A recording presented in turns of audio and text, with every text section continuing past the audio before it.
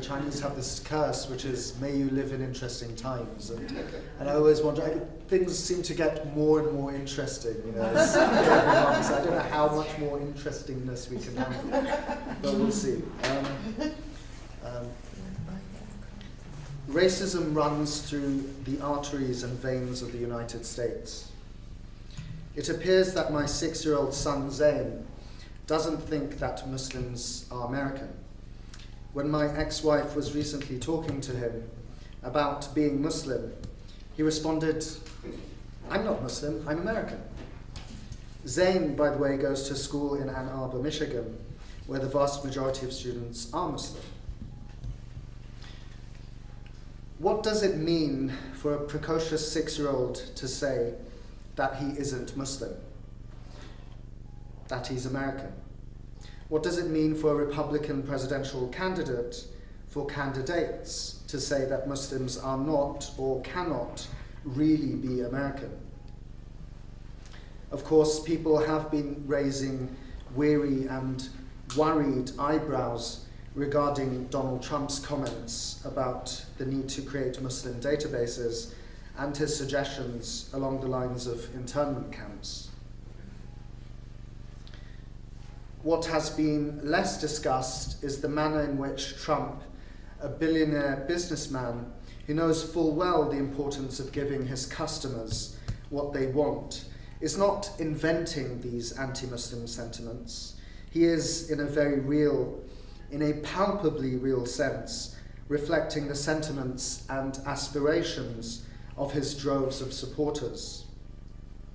And at this point, I just wanted to show a very brief clip of a, well, sort of self-explanatory.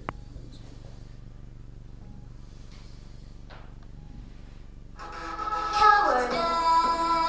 Are you serious? Apologies for freedom. I can't handle this. When freedom rings, answer the call. On your feet, stand up tall. Freedom's on our shoulders. USA! Enemies of freedom. Face the music. Come on, boys, take them down. President Donald Trump knows how to make America great. Deal from strength or get crushed every time.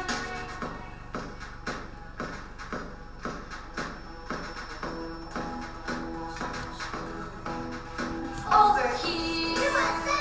Over there, USA. Freedom and liberty everywhere. Oh, say can you see it's not so easy, but we have to stand up tall and answer freedom's call. USA, USA, USA, with a left. I think you get the point. So there we are. These sentiments are being catered to with varying degrees of emphases by other Republican hopefuls. Anti-Muslim rhetoric and bigotry wins elections. This is being tried and increasingly successfully tested in Europe. The far right in Britain, France, Denmark, in Belgium are winning significant electoral victories in local and national elections. It's not surprising or coincidental that anti-Muslim sentiments are being openly expressed by US presidential hopefuls at the same time that we're witnessing some of the worst acts of police brutality against black people since the 1960s. Police shoot and kill blacks almost twice as frequently as any other racial group. Black people are about 4 times as likely to die in custody or while being arrested than whites. The militarization of the local police has been growing ever since the Pentagon and the US Department of Justice decided to give away their surplus weapons from Iraq and Afghanistan. The heaviest weaponry is often used by SWAT teams during drug raids, where communities of color are targeted for nighttime raids. They face few consequences for making mistakes, such as maiming or killing people and pets and ransacking homes and personal property. These same teams were deployed in Ferguson to confront protesters after Michael Brown's killing in August of 2014, exacerbating violence instead of quelling it. These are the days of Black Lives Matter. These are the days of Ferguson. These are the days of Trayvon Martin. These are the days of Michael Brown and Eric Garner. These are the days of countless black men and black boys, black women and black girls who are unnamed and unrecognized as they are dehumanized and brutalized.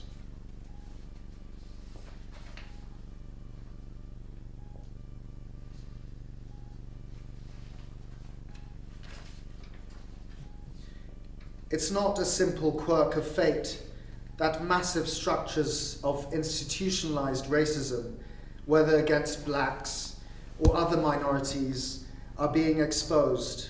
It's come to the fore, for example, that the NYPD sets arrest quotas for minority police officers against their own minority communities.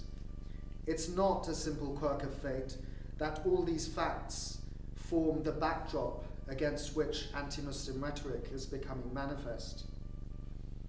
It's not a simple quirk of fate because racism runs through the veins and arteries of the United States. Racism runs through the veins and arteries of a United States that bears within its collective unconscious the blood of 10 million Native Americans, American Indians. Racism runs through the veins and arteries of a United States that was built on the broken backs, in the ravaged wombs, through the blood, toil, sweat, and tears of 350 years of slavery and slaves. Racism runs through the veins and arteries of a United States that interred over 100,000 Japanese Americans during World War II, that discriminated against Italians, against the Irish, against the Jews. At the same time, racism is part and parcel of the Western intellectual tradition. This, I realize, is a somewhat radical statement on my part. Racism is part and parcel of the Western intellectual tradition.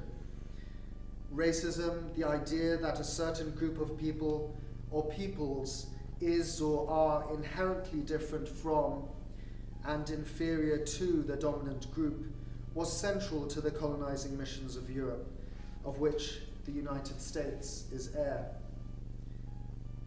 The Christian doctrine, let us recall, thou shalt not kill, was altered to thou shalt not kill a Christian to justify the quote-unquote civilizing missions carried out around the world. And of course, Christian missionaries were central to those colonizing missions, whether in Africa, the Middle East, or the so-called New World, as if to say that that part of the world didn't have prior existence until European settlers came to its shores, the so-called New World, that is.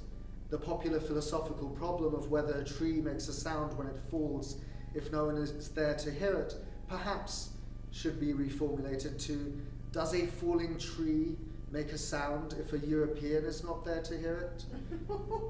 Since, of course, these lands were inhabited and lived in and named, and their trees on occasion felled by quote-unquote indigenous people, which incidentally is another problematic term, just as is the term native, given the colonial construction of so-called natives and the indigenous as being different from those of us going over there from Europe. You need only consider the fact that Europeans are not referred to as indigenous or natives to gain a better sense of the othering that happens through the process of naming and referring to brown and black people as the indigenous and natives. Language is always embedded in and recreates structures of power. Similarly, white Americans are in everyday conception constructed as American, and not as having immigrant roots, typically, regardless of how many or how few generations they may have been living here, whereas the same is not true for non-white Americans. The idea of where one is really from always gets applied to people of color. For example, I think I have a fairly recognizably British accent, and yet the number of times I'm asked by well-meaning, and I have no doubt they are well-meaning, white Americans where I'm from is telling. Incidentally, I don't usually face the same type of questioning from non-white Americans. Another illustration, when my former wife and I were in Morocco studying Arabic a few years ago, we were traveling with some people from our Arabic program, students who were mostly from the US and a few from the UK. One student, who was a Brit and white, was talking to my wife rather excitedly because another male student from the UK, from Scotland if I remember correctly, had just joined the program. My wife pointed out, "Hasan's British," to which the other student replied quite innocently, "Not really," and then immediately realized what she had said because she looked embarrassed, my wife said as she was relating the story to me later. The historic European colonizing missions and civilizing missions have simply been renamed as democratizing missions by the US, as it promotes and has been doing so for many decades. Its own brand of rule, which in effect amounts to rule that meets the needs of US imperialism, its own brand of rule in effect amounts to rule that meets the needs of US imperialism. In fact, as Noam Chomsky argues in his book, Deterring Democracy, the US has very little interest in promoting democracies as such, which do not serve its own interests. This has been shown time and time again. But all of this doesn't come as much of a surprise to you all tonight.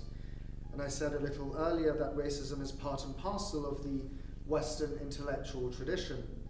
It could be contended that all that I've been describing so far is part of politics and the logic of nations, and of course capitalism. It is my argument that the Western intellectual tradition is fundamentally rooted in the idea of othering, of creating difference, of degrees and levels of preference and subjugation. Let's consider for a few moments the history of this largely binarized approach to the world, the us versus them worldview. It's rooted in the modern approach to knowledge and to the self. The modern self is derived in a significant way from the father of modern philosophy, René Descartes, and his notion of cogito ergo sum. You may all be familiar with this, but René Descartes, who considered himself to be a devout Christian himself, wanted to prove the existence of God without necessarily turning to revelation from, perspective of reason. And he started out by this radical skepticism, of course, and he said, I can't trust my senses, and the only thing that I can trust are my thoughts, and even if I doubt my thoughts, well, that shows that I think, and let's start from there. I think, therefore I am. And he went on to, using the ontological argument, ultimately, in his mind, prove the existence of God. Descartes' notion of the self was in complete contrast to a pre-modern understanding of the self as being rooted in God as the ground of being. In pre-modern knowledge systems, there was a fundamental inseparability of that which is known, the knower, and knowledge, the knowledge itself. Descartes marked the modern break of the object, that is, that which is observed, from the subject, or the person who observes, and the birth of the modern self. According to philosopher Martin Heidegger, at the heart of Western modernity, and this is, I'm quoting Heidegger right now, at the heart of Western modernity is the rise of an absolute subjectivity, such that the world appears to man as if it were for him, as picture. What does that mean? When I think about looking out the window of a moving train, for example, it was a little dark when we were traveling, so we didn't see many trees, but I imagine previous experiences of that. Looking at the trees passing by, I see an image of a tree. I see a two-dimensional image of a tree followed by another and then another. And at no point do I experience the actual three-dimensional reality of such a tree. Its three-dimensionality is really something my mind fills in. At least this is how things are understood from a modern philosophical point of view, which the philosopher Matthew B. Crawford points out in his book, aptly titled, I guess, for this, The World Beyond Your Head. But we must remember that each age and the styles of thinking of that age are defined by parameters of thought. When we speak of the world as picture, even if we may not consciously do so, just in a particular worldview, simply by living, we're drawing on a view of the world as a movie. How often have you had the experience, I know I certainly have, probably because I'm a bit of a film geek, where you look at a series of events and think, that would make a great scene in a movie.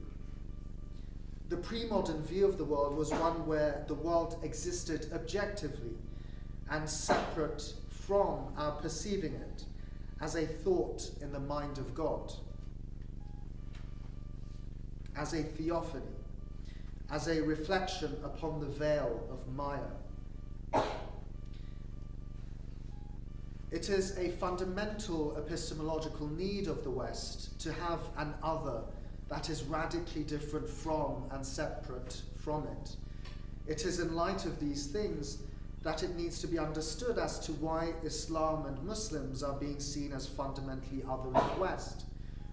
The othering of Islam and Muslims has been a long one throughout Western history, about which Edward Said, professor of literature at Columbia University, famously wrote in his epochal Orientalism, his epochal work called Orientalism, which is not to say that other people and ideologies have not been othered, but it seems that Islam and Muslims constitute the most obstinate of others as far as the Western imaginary is concerned. Thus it comes as no major surprise for observers that in the wake of the Paris attacks on November 13, 2015, in the wake of previous and possibly future attacks in the West, the question, is Islam violent, is being posed less and less as a genuine question and more as a rhetorical one, which already assumes the answer. Islam is inherently violent. The assumption is, of course, that the other of Islam, we, the West, and its guiding doctrine of secularism, is inherently non-violent. It is telling that a comparable question, is secularism violent, or is democracy violent, or is atheism violent, all three of which, secularism, democracy, and atheism, are constituent elements of the Western imaginary, cannot be even imagined. These questions, they're beyond the realm of possible questions. Philosopher Susanne Langer argues that every age is defined by the questions it asks, because each age is defined by certain parameters of thought that permit only certain kinds of questions. This is the age of Western secularism. This is the age of Western democracy. This is the age of Western atheism. all other modes of being and thinking are necessarily illegitimate or within reason. All other modes of being and thinking are necessarily incompatible in this modern world, whose parameters are set for us by an ascendant West and its styles and modes of being and thinking. And the parameters decide for us that the West is inherently good and non-violent, or in keeping with that, any violence that is resorted to by the West is done so out of sheer necessity and for the greater good. And religion, and in particular Islam, is inherently violent.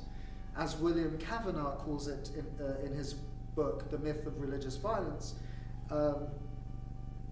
excuse me, I missed a line here. Part of the myth of religious violence, as William Kavanagh calls it in his book, The Myth of Religious Violence, assumes that religions, and especially Islam, are inherently violent.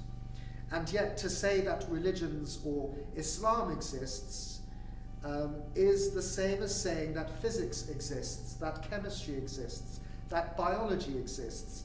They are no more than discursive practices and formations, regimes of knowledge that constitute individuals, people, organizations, and how they interact with one another. There is an extensive body of literature describing the invention of world religions by colonial projects. At the same time that colonialism arrived in the colonies, it set out to know the people, their religions, their cultures, thereby actually creating these knowledges. And we know from the French philosopher Michel Foucault that knowledge and power are inseparable, each constituting the other. Thus, where knowledge and categories didn't exist, Orientalists created them. In British India, for example, Hinduism was invented by Orientalism. This is quite a well-documented fact. And Islam was significantly constituted and reconfigured by Orientalists as well, which is something I shall be going into in a little detail shortly. The history of the West's engagement with and constitution of Islam and Muslims is a long one, which has also been extensively documented. What has been less well documented is how Muslims and Islam are constituted in contemporary times by Western power structures and discursive regimes. Islam has historically and until today served as a vitally important foil, the other, against which the West measures itself. We are everything, they are not. What do I mean? I'm thinking of, for example, the war on or of terror. I say the war on or of terror precisely because it is experienced as a war of terror by many thousands of people, Muslims around the world. When Afghan carpet weavers are today incorporating motifs of drones into their rugs, there is something terribly amiss. In March of this year, the Washington, D.C.-based Physicians for Social Responsibility released a landmark study concluding that the death toll from 10 years of the war on terror since the 9/11 attacks is at least 1.3 million and could be as high as 2 million. The 97-page report by the Nobel Peace Prize-winning doctors group is the first to tally up the total numbers of civilian casualties from US-led counterterrorism interventions in Iraq, Afghanistan, and Pakistan. Of course, this report didn't even get a passing mention in mainstream news outlets. I wonder why. None of this is normal. And yet, that is exactly what the war on or of terror has done. It has normalized war, violence against primarily civilian populations in the name of some unseen threat of terrorism ad infinitum until the end of time. And Western governments are as much to blame as non-Western governments. Various forms of liberties are being curtailed at home and abroad in the name of the war on or of terror in order to silence dissent. But this isn't going to be just a diatribe against various governments in the West and the non-West. There is a group called ISIL, that is doing all sorts of unimaginable things in the name of Islam. As shocking as it may seem for me to make this claim, ISIS or ISIL is not a great aberration, but rather it draws its inspiration from Wahhabism, a fundamentally anti-intellectual tradition, taking its name from its founder Ibn Abdul Wahhab, who lived in 1703 to 1792. Wahhabism is based on the idea that Islam has been corrupted over the centuries, that Islam has been changed by so-called Muslims from a religion of pure monotheism, quote unquote, to a superstitious culture of saint and grave worship. This is how Sufism, the central dimension of Islam, practiced by the vast majority of Muslims through the long duration of Islamic history, is characterized by Wahhabis. Wahhabism asserts that the 14 centuries of science, arts, literature, philosophy, religious scholarship, and non-religious scholarship, all aspects of Islamic civilization, or any civilization for that matter, are fundamentally corrupt and must be done away with. This is how Wahhabism sees these things. Anything that has not been explicitly sanctioned by the Prophet of Islam is considered an innovation, bid'ah, destined for hell, that therefore must be purified, far too often by violently removing it from the face of the earth. The Saudi royal family, which goes back to Muhammad ibn Saud, who died in 1765, a tribal chief of Diriyah near present-day Riyadh, struck a deal with Abdul Wahhab. Abdul Wahhab would be given sponsorship in lands under Ibn Saud's rule, while Abdul Wahhab would give religious legitimacy to Ibn Saud's political authority. The Wahhabi conquest of Arabia that followed saw Wahhabis going into towns and cities and summarily putting to the sword anyone who did not affirm the Wahhabi doctrine.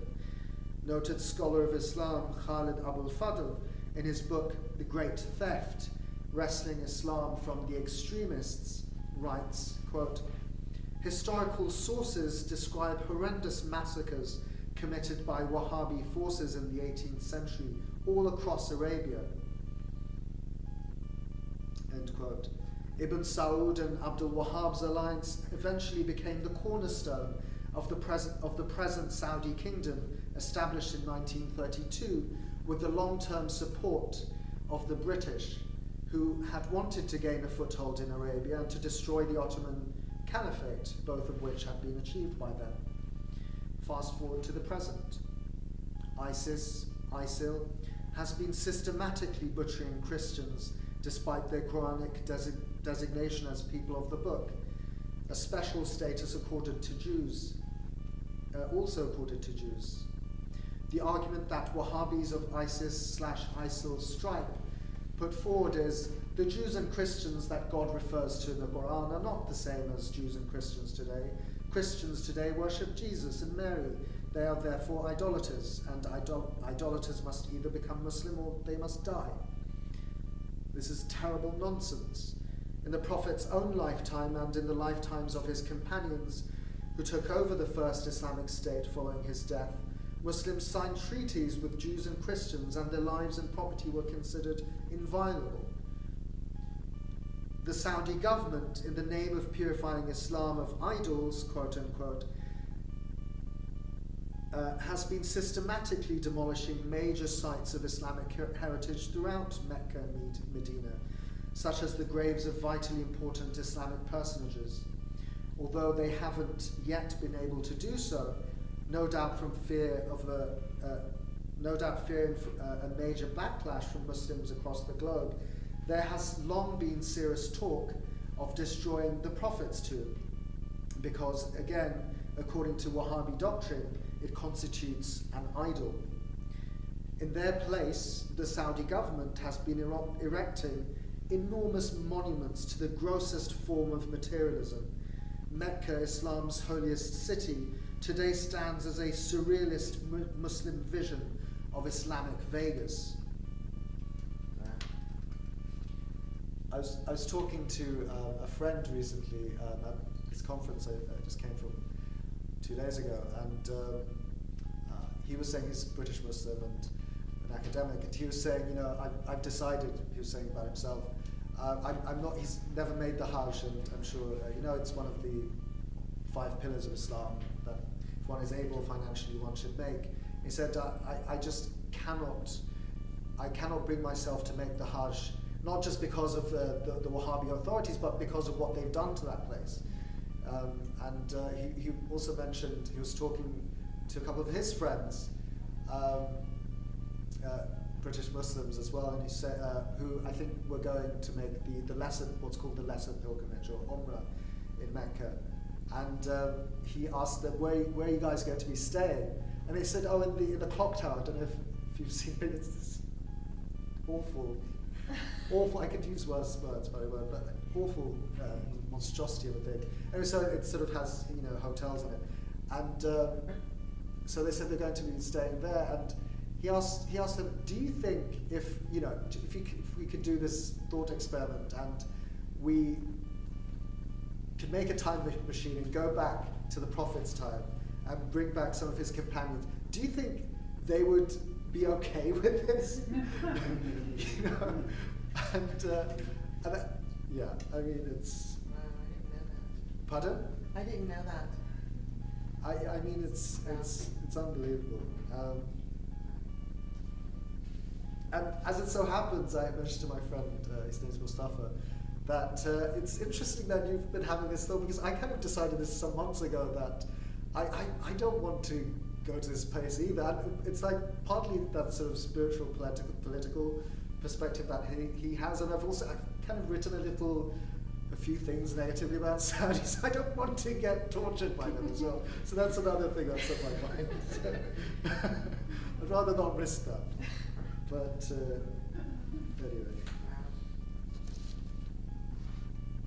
anyway.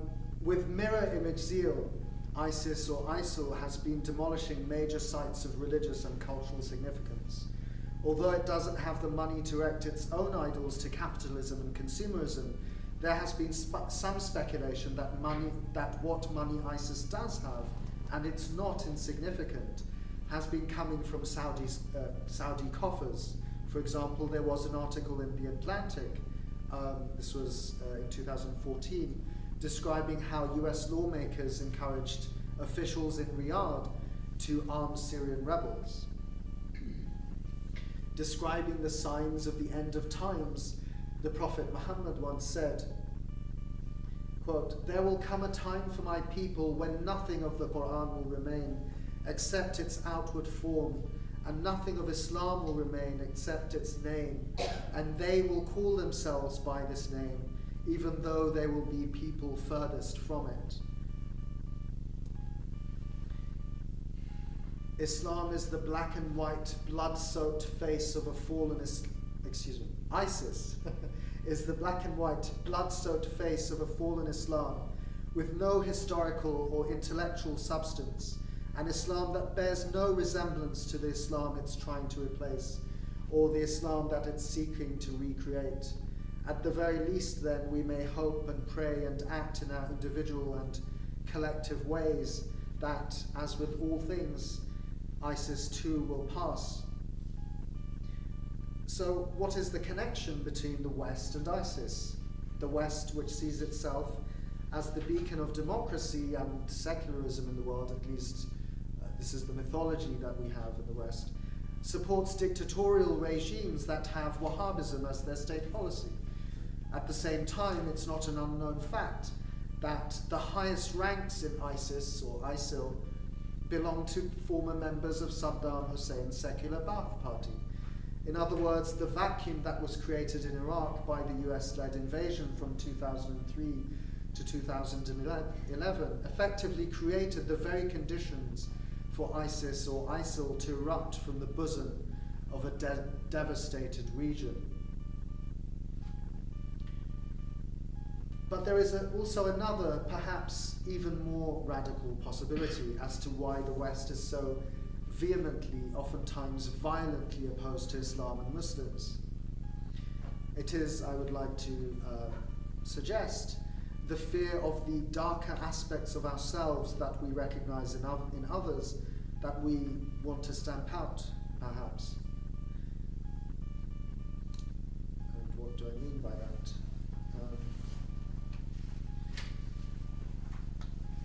let's slowly reflect on this. What do ISIS, Boko Haram in Nigeria, and the Taliban all have in common?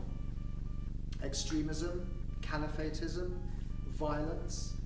All these things, I would argue, are merely incidental to these groups. What is essential to them is that they are all thoroughly modern formations. So what do I mean by this, given that they tend to strike us as the very antithesis of modernity? First of all, it is crucial to ask ourselves what it is that we understand by modernity.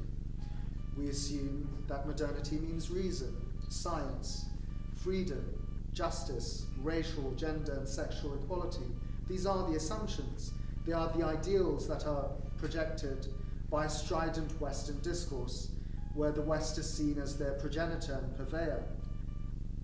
Perhaps it will strike you as a little odd, perhaps it will not, if I say that these ideals are far from being fully realized within the West, that there are massive inequalities of sexualities, of genders, and of races in the West, that Western freedom, whether political, economic, or consumerist, comes at the expense of the freedom of people living in non-Western countries. For example, if the entire world lived according to the levels of consumptions of the US, the world and its resources would need to be 4 times the size that it currently is. 4 times. If the entire world lived according to consumption in France, it'd have to be 2.5 times. If we lived according to the means, and my parents are from Bangladesh, so this makes me smile. If we lived according to the consumption of Bangladesh as a whole, the world would have to be less than a third the size that it is currently. So the problem of global overpopulation, and I think it's very telling that Bangladesh has these figures, because everyone typically recognizes Bangladesh as being the most densely populated country in the world. So the problem of global overpopulation is a Western myth as far as I can tell. The problem is and always has been overconsumption. There's plenty of food to go around. As a side note, I became vegan about 4 months ago, and there are many reasons why I decided to become vegan. But one of the major arguments for veganism I found and find is the amount of grain that is produced just to feed meat-producing livestock would completely cover all the grain shortages in the world many times over. I think that the figure in the US is that 3/4 of grain that is fed to meat-producing animals, 3/4 of the grain grown in the US is produced for animals. Very scary. This lack of freedom runs far and deep, reaching into the history of how non-European people were made to think during colonial times. For example, any serious study of the history of colonialism and its educational projects in its colonies reveals the extent to which Europe reconfigured local modes of knowing with its own modes of thinking, a manner of thinking which has its roots in the Enlightenment, of course, with its own idiosyncratic means of reasoning. This reasoning, which is riddled with inner contradictions and inconsistencies, is placed over the rest of the world as a hegemonic narrative. Discourse is French philosopher Michel Foucault's choice of word, of course, and it is according to this hegemonic narrative that the rest of the world's rationality is measured. But what, you may be wondering, does all of this have to do with the violence of our above-mentioned groups? Surely violence is violence is violence. And I'm certainly not arguing for a relativistic understanding of what constitutes right and wrong in the name of an idiosyncratic logic. My argument here rests on 2 central areas of discussion which have to be carefully reflected on. 1, the colonial reconfiguration of the institution of the Sharia, and 2, the inherent conditions of the modern state. Renowned historian of the Sharia, Wael Hallaq, who teaches at Columbia, has perhaps definitively described the far-reaching changes brought about by colonialism to the historic institution of the Sharia, an institution that was fundamentally rooted in the people and was profoundly ethical in nature. The historic Sharia, Halak argues, was not punitive. It is important to appreciate the history of the Sharia because the efforts of modern groups at establishing an Islamic state revolve around the desire to quote-unquote implement the Sharia. Hence, much of their violence may be traced back to their understanding of what the Sharia entails, both now and under the aegis of a dream or really nightmare Islamic state. The purpose of pre-modern Sharia was to bring about communal cohesion through local qadis or judges who are significantly not affiliated with the state, and their mediation between and for aggrieved parties. In pre-modern times, the punishments we are now conditioned to instantly associate with the Sharia were rarely, if ever, carried out.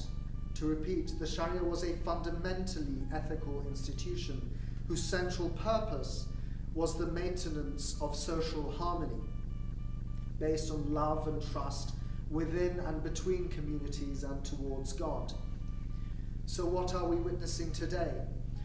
As a result of the colonial dismantling of the historic institutions of the Sharia, which included the charitable endowments, the waqfs, and the madrasas, their replacement with European legal code, the Sharia ceased to be studied and practiced in the manner it had been for centuries prior. Halak actually asks this provocative and telling question in one of his articles, and the article is titled, "Can the Sharia be restored?" And he contends that perhaps it can't. Imagine modern medicine trying to function without the multi-billion-dollar investment in research, the institutions of doctors, nurses, and hospitals, all working at various levels with hundreds of thousands of women and men being trained in modern medical logic and methodology each year. Without all of this, the very institution of modern medicine would be reduced to little more than quackery. So what remains of the institution of Sharia? In addition to the dismantling of the financial institutions that supported the study and cultivation of Sharia, like any vibrant branch of knowledge, the tradition of Muslim parents sending their brightest children to madrasas in order to become Islamic legal scholars is a thing of the past. And although it's not the case that all who do study the Sharia today are dunces, the long history of serious intellectual engagement by amply capable people has been affected by the colonial displacement of traditional learning by modern Western education. Hence, the now proverbial emphasis on the brightest in the Muslim world becoming doctors and engineers. Incidentally, it appears that, and some people have done brief studies of this, it appears that a large proportion of our would-be Islamists have engineering degrees. The modern state has become the most normalized and natural of political formations, and yet there is hardly anything natural or inevitable about it. It came about due to a cluster of historic events in Europe, not least of which was diplomacy between European powers competing for the wealth of the colonies. The modern state has particular form properties, as Halak calls them in his book, The Impossible State, Islam, Politics, and Modernity's Moral Predicament. The centralization of the law being one of the modern state's most far-reaching aspects. When the Sharia is reconfigured according to the logic of the modern state, remember the Sharia was never centralized in pre-modern times, then it follows a one-size-for-all logic. Under the conditions of the modern state, people's thinking about the Sharia itself becomes that of do's and don'ts, and most significantly of punishment. Thus, the Sharia becomes a system of punishment where the most extreme punishments are meted out or are dreamed of being meted out en masse, with no sense of differentiation and contextualization, as was the case with the pre-modern Sharia. And this is true whether the law is implemented by sophisticated state apparatus in countries such as Saudi Arabia, Iran, and Brunei, or by ISIS, Boko Haram, or the Taliban, who use a more ad hoc method. It is for this reason that Halak argues that the Islamic State, so-called, or as an idea, is a contradiction in terms. An Islamic order, as exemplified by the pre-modern Sharia described above, is fundamentally ethical, while the modern state is only incidentally moral, if not in fact amoral or immoral, Halak argues. And this, therefore, is my point. These groups are not primitive barbarians seeking to return to a primeval age, despite their wanting to return to what we now know is a fictitious past. They are fundamentally modern, and they are products of modernity. Therefore, their thinking is inescapably modern and post-colonial, in the sense of being unconsciously inflected by the history of colonialism, even though we struggle to find any family resemblances between them and ourselves. They are, in the words of political theorist Roxanne Ubin, the enemy in the mirror. That is, there are aspects of ourselves within them and aspects of them within us, though whether we choose to see this and seek to readdress things accordingly is another matter entirely. I'm nearing the conclusion. I want to read an excerpt from this volume here.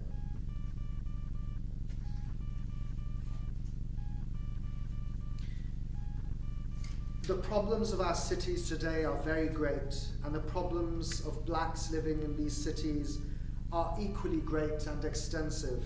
Some 92% of the blacks of the United States find themselves living in cities, and they find themselves living in a triple ghetto in these cities on the whole: a ghetto of race, a ghetto of poverty, and a ghetto of human misery.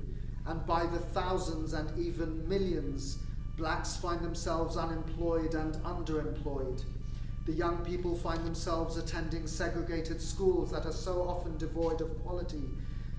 And thousands of blacks in these cities are forced to live in rat-infested, vermin-filled slums.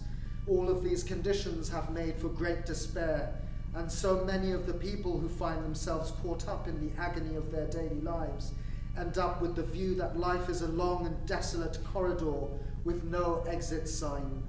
And these are the people who, in moments of desperation, find themselves engaging in riots that we have seen taking place in our country. And even though most of the people who are in these hopeless situations do not riot, it is now necessary for all to see that a destructive minority can poison the wellsprings from which the majority must drink. And so it is necessary for the nation as a whole to rise up now and find answers to the deep social problem. They must be answers that are real and honest, and they must be answers that will lead to positive and massive action programs. Programs that will spend the necessary money, the billions of dollars, to get rid of the blight of our cities, to get rid of the slums, to eradicate the poverty, to make integrated quality education a reality. And I believe that with this kind of commitment, we can solve the problem. There can be no gainsaying of the fact that we're in a moment of crisis, but every crisis has not only its danger point, but has its opportunities. And it is my great hope that America at this hour will see the opportunities that meet them head on and stand up and make the American dream a reality.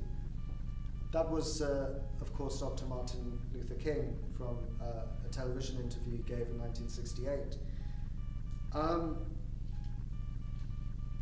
And I would like to leave us with the question, or the questions: to what extent have these conditions, nearly half a century later, these conditions that Dr. King describes, really changed for black people in the US? To what extent are these conditions entwined with the issues of Islamophobia, of which Islamophobia is just a symptom, as far as I can tell, of far deeper problems? And how can we think ahead and move forward globally and locally for the sake of all humanity, for the sake of all humanity and all of world's inhabitants, animal, marine, subterranean and airborne. For that is the message of hope that Dr. King believed in. That is the message of hope that I believe in. That is the message of hope that we all, in the depths of our being, believe in. Thank you.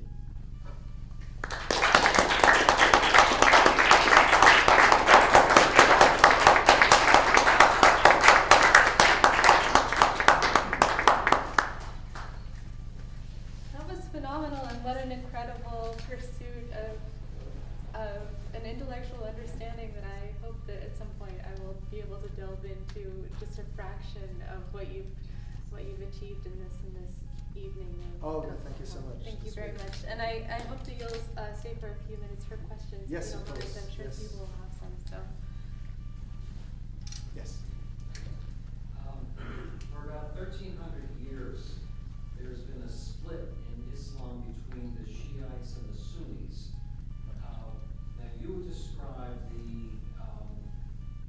derivation from Islam of Wahhabism? Wahhabis. Yes. Do they fit into this neatly, or is this another complication? Thank you for that. I think that's a very important question. Do the Wahhabis fit into this the Sunni-Shia split neatly? First of all, I'd like to perhaps speak very briefly, very quickly on the very issue of the idea of this Sunni-Shia split. And yes, this is a split. Clearly, this happened shortly after the Prophet's life, after he passed away, and I'm sure you're aware of the history. What has been mentioned by many scholars of Islam, very senior scholars of Islam, the political, the sort of rabid political violence that we're witnessing today is again, I'm sorry to say, I don't want to sound like a broken record. It's a modern phenomenon, which isn't to say that the Shias hadn't been pursued historically. There have always been political factions who benefit from these sort of politicized identities. But the very fact that in Iraq, for instance, the incomprehensible violence that we hear of happening all the time there now didn't happen for a long time. This is a fairly recent phenomenon. The Shias and the Sunnis, and this is actually something that's not sufficiently realized. I come from a Sunni background. I don't know if I necessarily, after one's been studying these things for a while, it's hard to locate myself sometimes. I think I like the idea of yogi, but which can be, I don't know what. Anyway, many people have pointed out the intellectual, the common intellectual trees, or rather the common intellectual tree that goes back through history and that Sunnis and Shias share. And Sayyid Hussein Nasr, who's really a doyen of Islamic studies, he's a university professor of Islamic studies at George Washington University, has been writing for over 50 years. Anyway, he argues very importantly that the apparent outward difference, which is, I don't want to say that there aren't differences in terms of, say, minor prayer differences and certain differences as to, where one's allegiance goes to, I guess, politically. But then in an everyday lived situation, these allegiances, I don't think, again, I'm not the best example to cite per se, but, Nasr's point is that these differences cease to exist when one thinks about Sufism, because then it becomes much more clear how many of these luminaries are shared in both camps. That's something that just simply can't be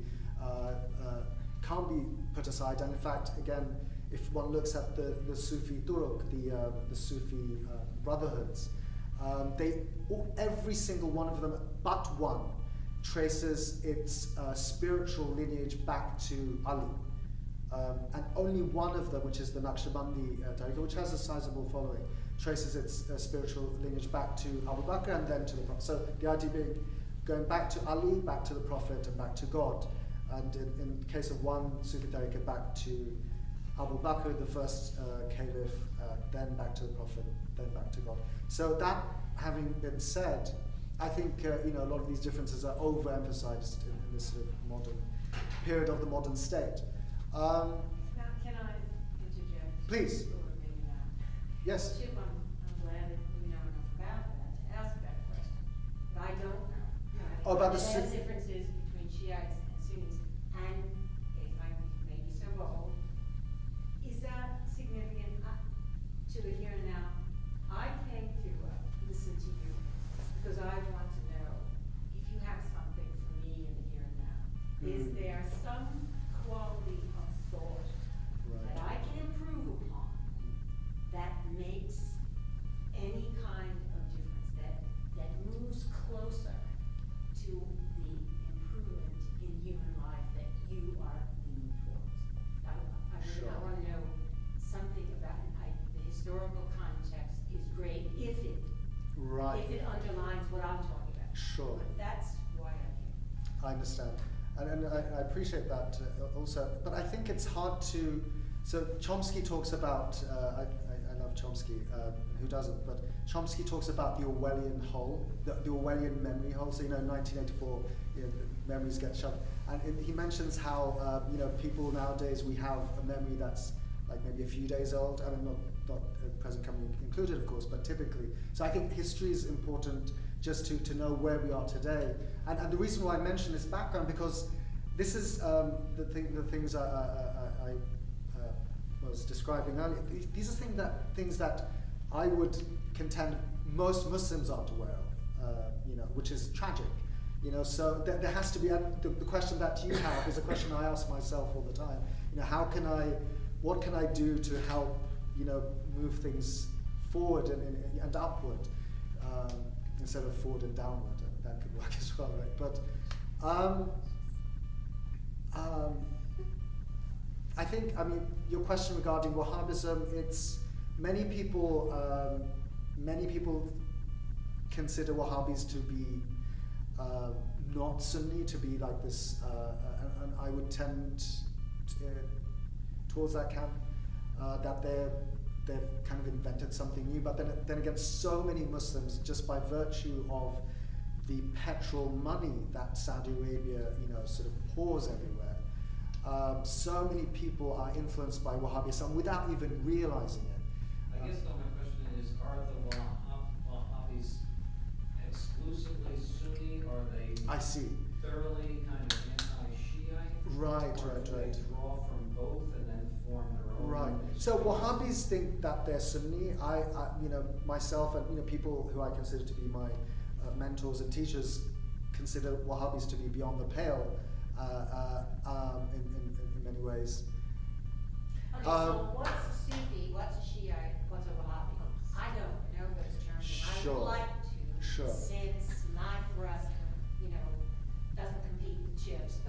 But Sure. then could you start a little bit more at the beginning? Sure. What are the three? You may need to invite me another time. I can give you like an introduction to Islam, and but no, sure. In a short time that we have. It can't be 25 words or less. I mean, it could be, but then I might be competing with Donald Trump. I don't know. But I'll And see. there might even be some other people who don't know those terms. No. I think that's One of the important. problems I think. Sure. I appreciate that. Yeah. So, in a nutshell, Sufism historically has always been understood as the it's been described as the science of purification, self-purification. That one has the outward forms, the prayer, the ritual prayer, the fasting, the zakat, and Hajj, and so forth. The testimony, bearing witness, there is no God but God. and Muhammad is prophet of God. Historically, and Sufis, interestingly, have historically, more often than not, come from both, they haven't just been Sufis. This is also a misconception many people have across the board, that Sufis are, they're these mystics, and they kind of, they do these, funny things, and which are not rooted in, which are not grounded in solid legal reasoning. And yet some of the greatest Sufis historically have, interestingly, come from a legal background. Rumi, perhaps the most, this was true a few years ago, I don't know if it probably is still true today, the most widely read poet in the US, which I find a fascinating fact.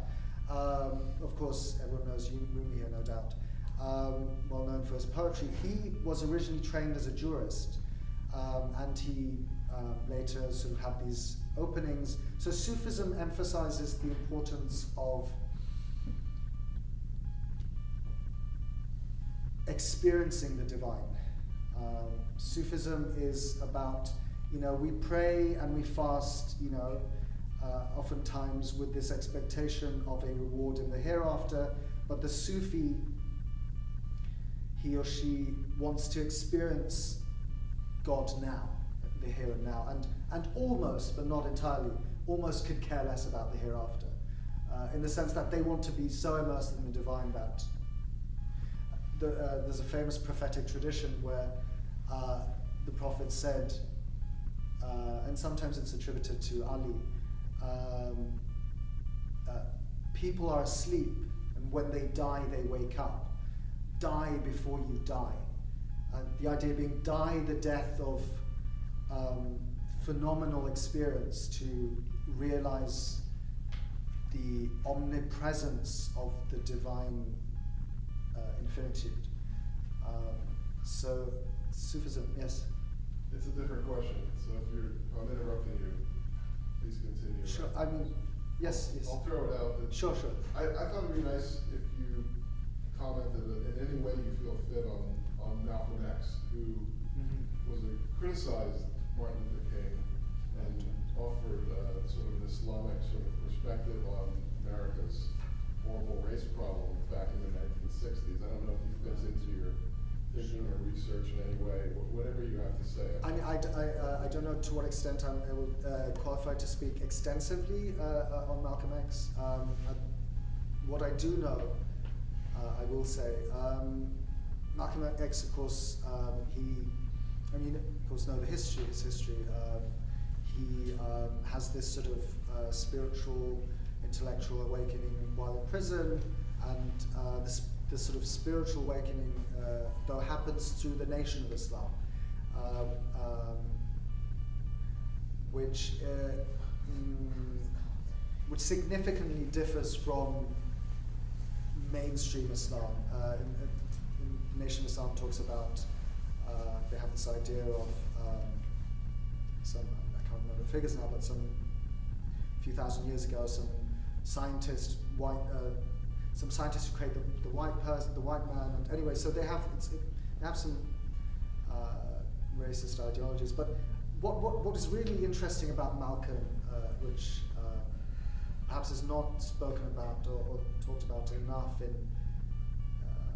mainstream discourse, is the radical transformation he had, because he was in many ways, the Nation of Islam would not have become the Nation of Islam were it not for Malcolm X's brilliant oratory, and who's without doubt a remarkable intellect. He had really a complete change of heart and spirit, as it were, when he went to make the Hajj, and he said, I see white man praying next to black man, next to brown man, etc.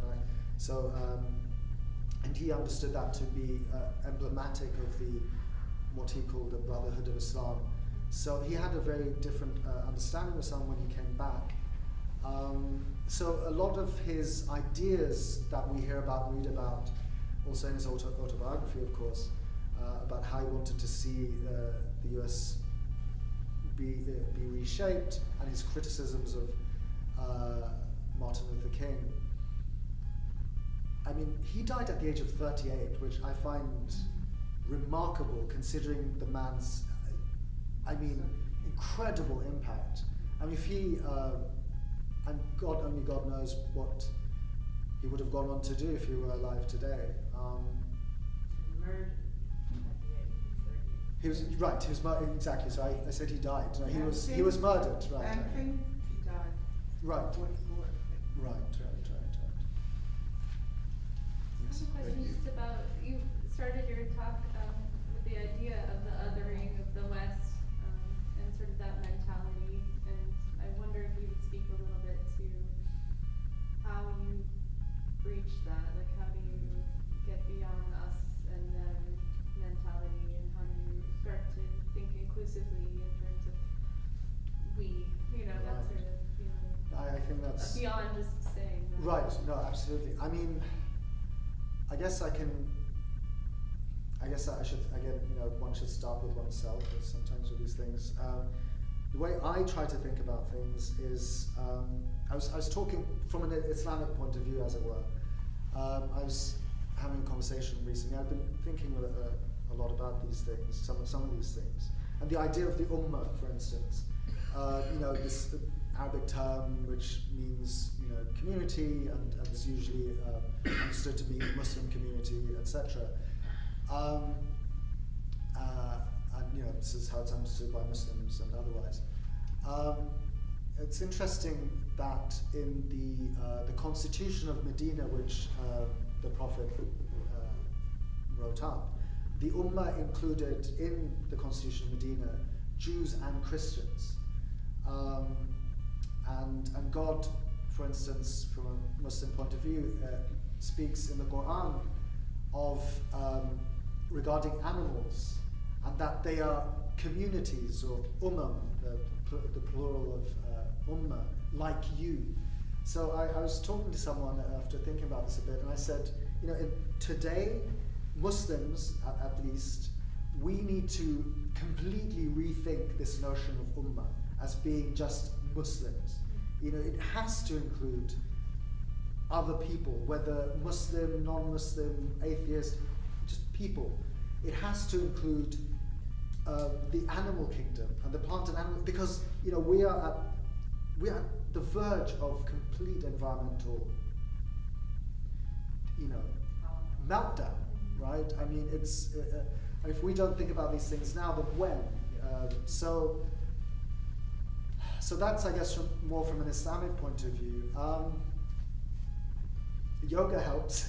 No, that's only partly, tongue-in-cheek. Only insofar as, having a spiritual practice. I mean, not that I have, I don't want to make any claims about myself, but I mentioned to you before, I've mentioned a couple of times already here about my interests in yoga. And I see, for me, yoga is a fundamentally spiritual practice as well as being a sort of somatic practice.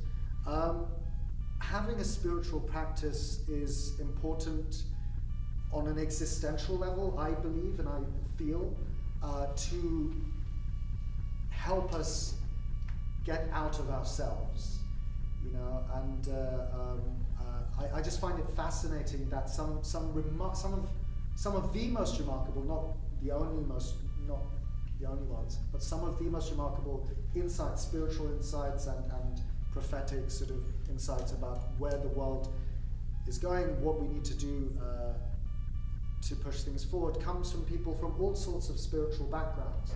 And I personally believe in the importance of working hand in hand with people who share similar intellectual, spiritual, human concerns.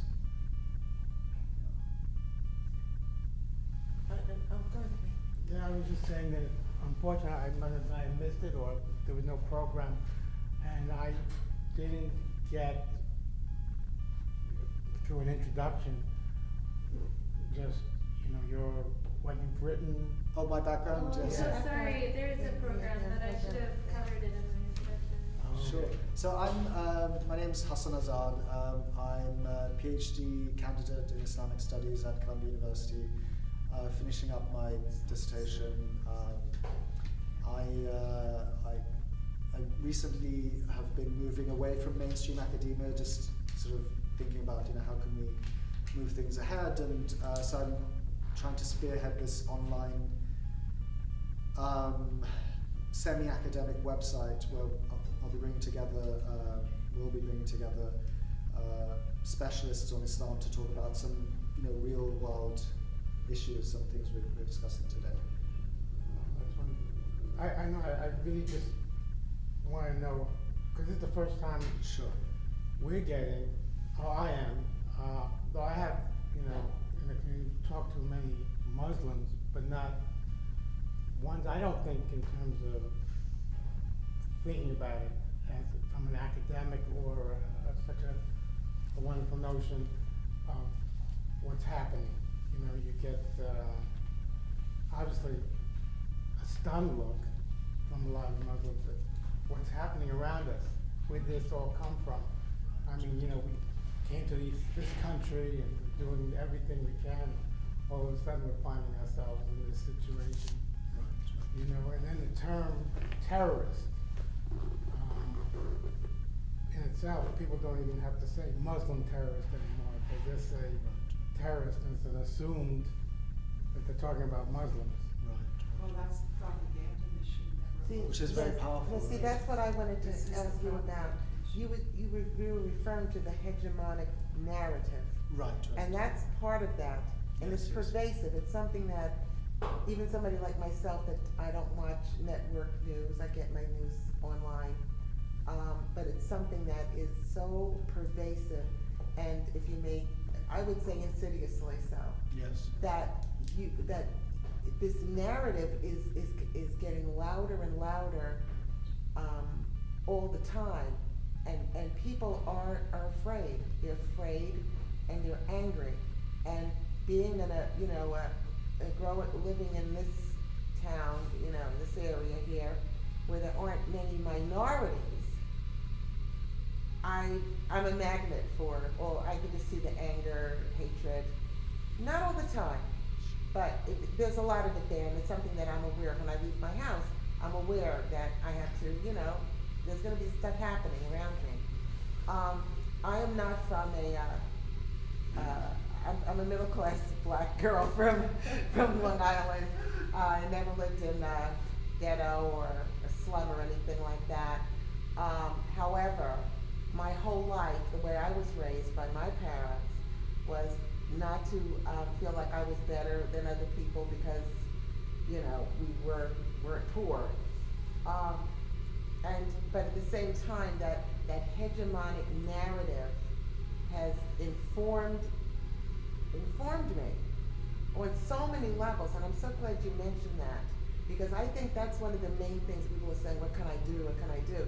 Turn off your TV, all right? Don't listen to that stuff, because it's all owned by corporations, and they're giving you certain messages,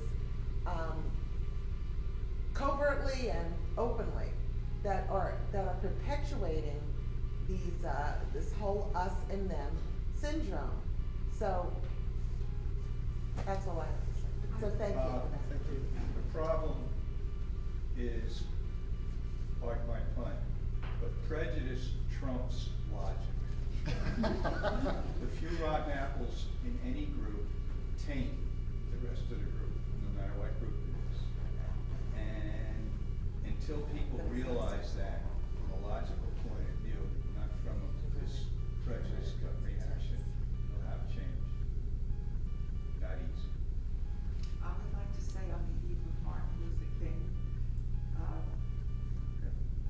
a holiday that we have on our national agenda, where we have post office closed and schools closed.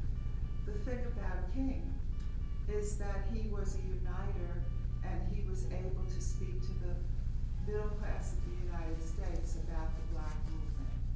And he was able to do it in a way that made us, and I'm of the age that he was a very important person in our lives when he was alive. And I've heard his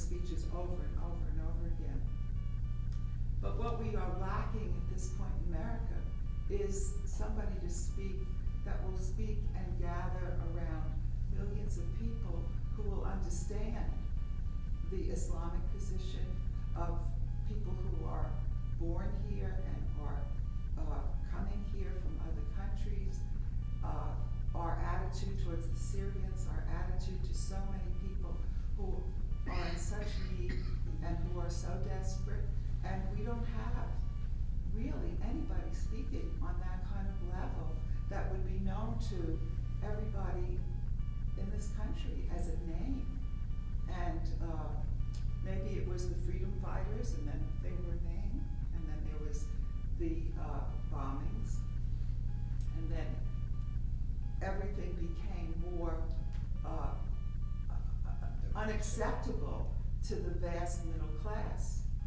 And then there was change. And then the king was assassinated. And then we had cities burning, and we had a whole bunch of very traumatic things that happened in the late 60s, early 70s. And now, after the fact, we're still having Black Lives Matter, which is pitiful.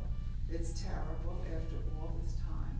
And we don't have anybody in our community speaking intelligently that will reach a lot of people that will change their thoughts and their hearts. And that's the pity of it. We had speakers here a couple of years ago, and I asked, what happened to the civil rights movement? I grew up with that, and it was just that violent. Yeah. As if you're too young to be in that. And then, Vietnam was another polarizing thing. But Martin Luther King realized 5 out of 7 deaths in Vietnam were Hispanic or That's right. African American. That's right. And he tried to talk about it from that reasonable. And he went against But I Johnson. had asked then, what happened to civil rights movement, that energy? And there was leadership and action and organization. And that's not here now, in my mind, countering children who are slaughtered in schoolrooms and malls and snipers and so-called terrorists. And I call them that, the pseudo-terrorist movement. There are people who are wrong with what they're doing, but the terrorist thing is like a construct. So we have something to explain to ourselves about what's going on, and then we be angry with somebody and want to suppress them, instead of helping people who are mistaken. And so it's a sad thing. I do miss it, and I think it goes beyond just because I grew up and it was formative. No, of course. Well, it's an electronic age. We're all Well, older. that's- We're all older. And I was at a party talking to a filmmaker, and he says, you may not be, knowing what's going on, but young people are twittering and tweeting and talking to each other. It's just that we don't see them on the 6:30 news or the 7 o'clock news. No, I think that's a very And that's an they interesting are, point. I hope, because that's what I talk to every young person about. Are you on your electronic device doing things that are political and encouraging people to know about these things? And that's my hope. I don't think that the age of mass demonstration will come back again like we had. But I do hope that electronically it will happen in No, a good way. I think that's And you talked Yeah. about your website? right. No, and that's actually I'm glad you mentioned that because I tried to keep abreast of books written by entrepreneurs because they tend to be at the cutting edge of things just by virtue of the kind of work they do. And there's a very powerful sense in sort of the business world, unsurprisingly, that massive things from a business point of view can be done through these platforms, through these online platforms. So that is what is informing my decision to go down this route. But and as far as the you mentioned that the age of mass demonstrations is gone, and I think at least the way we understand those the things. way it was. Right, and people are so atomized and fragmented. There's this, and the sort of digital age does very strange things to people's sense of self and being and community. And there's, I'm on Facebook a lot, I have to admit, which I justify because of my interests and research. But I do find myself clicking on odd animal videos. But I see that as a spiritual thing as well. Anyway, I have justifications for everything. But I guess my point is that that you see images, and I've physically witnessed this. People at restaurants, on their phones, like, why aren't you guys talking to each other? And people, apparently, I've noticed people apparently on a date, a couple, and at one point they decide to, like, it's silently understood we have to check our phones now. Like, wow. I haven't gotten to that stage yet, thankfully, but I believe there's a very powerful prophetic tradition in which the prophet said that if the day of judgment is upon you, and in your hand is like a seedling, go ahead and plant it. Which is really powerful if we imagine if the day of judgment is upon me, well then what is the point? Everything's going to be rolled up. And so this idea that there is always something we can do, each and every one of us. I completely believe, and sort of mainstream consumerist America, society, whatever we want to call it, doesn't want us to believe this because it doesn't appreciate thinking people. Thinking people don't make very good consumers, but I completely and utterly believe and know in the core of my being that each and every one of us has something very unique and God-given which we are meant to manifest in the world. I believe that, absolutely. So each one of us can contribute in our apparently small ways, but ultimately massive ways, if we believe in ourselves and in that, and go forward and look within. There's another prophetic tradition which goes back also to the ancient Greeks, that the one who knows himself knows his Lord or her Lord. So the idea of know thyself. So I think it's inward, returning back to ourselves inwardly is always helpful. Still an optimist. And I just... I know I didn't come across that much in my talk, I apologize. Yeah, you are. I'm glad you heard. Our daughter, Jessica Ragshafer, you may know her, because she is the administrator at NESAS. But where you're at, I don't know if you know her, but all the people, the professors that... Oh yes, we've been in touch, yes. Yeah, yes. So what I wanted to say that was always making me feel very optimistic is that every semester she says, the waiting lists for Arabic. Oh, yes. The waiting lists for the professors in the department yes, absolutely. is very encouraging, because it really means that young students are really interested, absolutely. and they will not be the ones on watching, Fox or anything. No, absolutely. I've had... It's very, very encouraging. It's very encouraging. And the department has grown tremendously. Right. Yeah. There's... I'll tell her I met you. Oh, thank you, yes. There's a verse in the Quran where, I wanted to mention before, but God says that they, meaning, the plotters and the schemers, the people in power as it were, they scheme, and yet they do not realize that they are part of God's greater plan. And I have to think about that sometimes, because, if we have, and I tend to have a belief in a higher power, however one describes that, that ultimately everything is being taken care of, even though it may not seem like that a lot of the times, and increasingly most of the times, depending, you don't have to look far, but there's always God's grace in everything we do, wherever we go. On that note. Thank you so much.